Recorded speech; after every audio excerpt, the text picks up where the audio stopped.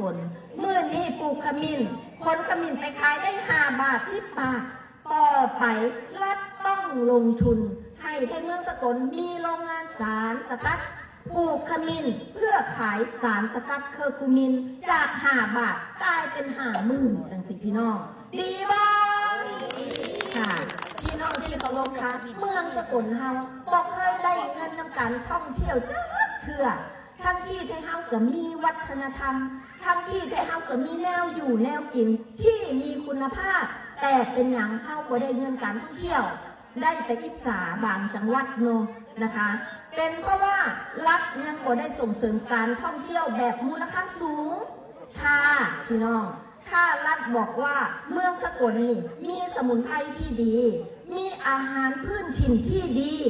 เฮาต้องเอางานวิจัยมาใส่เป็นอย่างมื้อนี้แกงหน่อไม้แกงหอยแกงหวายที่เฮายังราคาต่ำเพราะยังบ่มีงานวิจัยมาวิจัยว่าผักสะแงะผักอีตูมีสารสำคัญอย่างกินและดีแนวใดพี่น้องคะสกลนครของเรามีศักยภาพที่จะเป็นเมืองท่องเที่ยวเชิงสุขภาพโมเดลท่องเที่ยวธรรมดาท่องเที่ยวเชิงสุขภาพเวลเนสเซ็นเตอร์มีรายได้สูง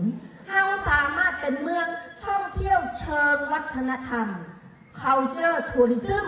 มีรายได้สูงพี่น้องคะนี่คือแนวทางที่จะเฮ็ดให้คนไทยเมืองสกลมีรายได้